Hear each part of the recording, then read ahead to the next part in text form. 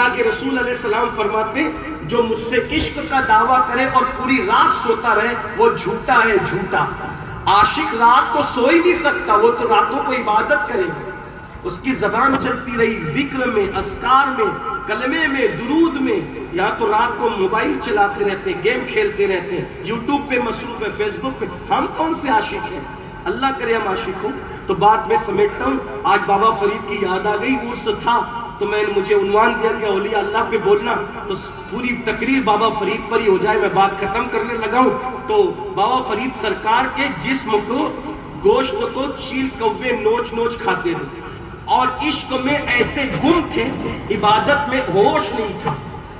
تو کوا، ایک بار پرندہ، ایک کوا پرندے کو جانتے ہو، اس کو آنکھیں بڑی پسند ہیں، اور گوشت کھاتے کھاتے اس نے بابا فرید سرکار کی آنکھ کھانا چاہیے، تو آپ نے کہہ دیا کاگا کاگا، بڑا مشہور شعر ہے آپ کا، کاگا کاگا چن چن کھائیو کھا جائیو سب ماس۔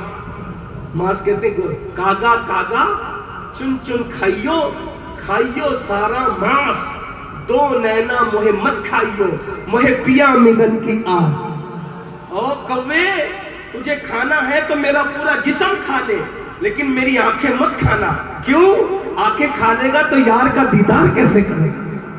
مجھے یار کے دیدار کی آس، یہ اسی لیے تو اتنی عبادت کر رہا ہوں کہ یار کا دیدار۔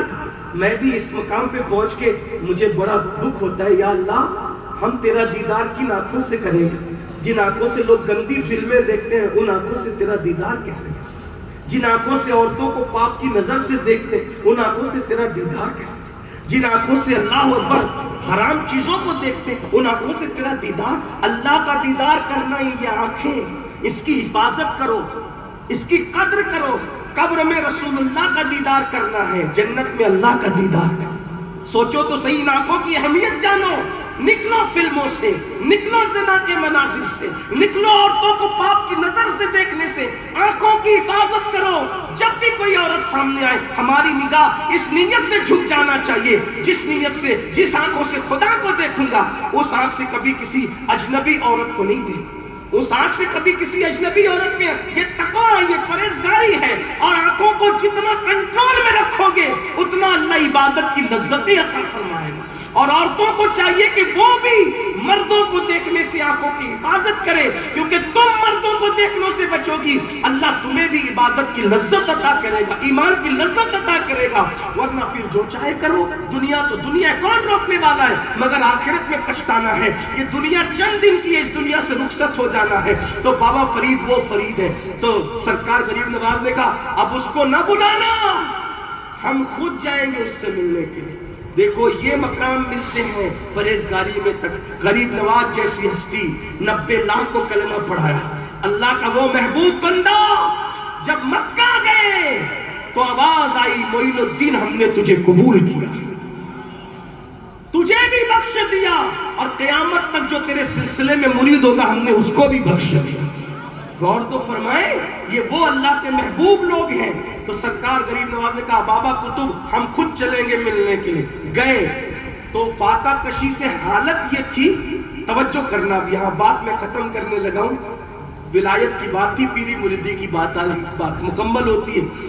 دونوں بزرگ گئے، فاقہ کشی کرتے کرتے حالت یہ تھی کہ اٹھنے کی طاقت نہیں تھی کہ پیر کے لیے اور پیر کے پیر کے لیے، دادا پیر کے لیے اٹھ کے کھڑے ہو، طاقت نہیں تھی۔ مگر اس کے باوجود بھی آپ نے کیا کیا؟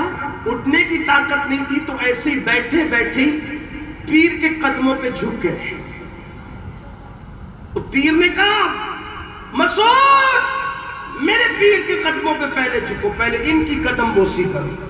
تو کہتے ہیں مجھے کیا پتا معین الدین کون ہے، میں نے تو معین کو آپ کے ذریعے سے پایا ہے، پہلے میرا پیر پھر پیر کا پیر۔ تو سرکار قطب صاحب کو جلانا، کیسی بات کرتے ہو؟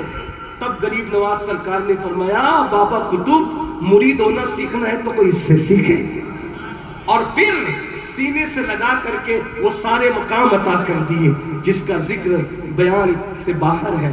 اور پھر فرمایا اس کا معاملہ اب معلق نہ رکھو، اس کو عطا کر دیا گیا اور پھر فرمایا کتب تو نے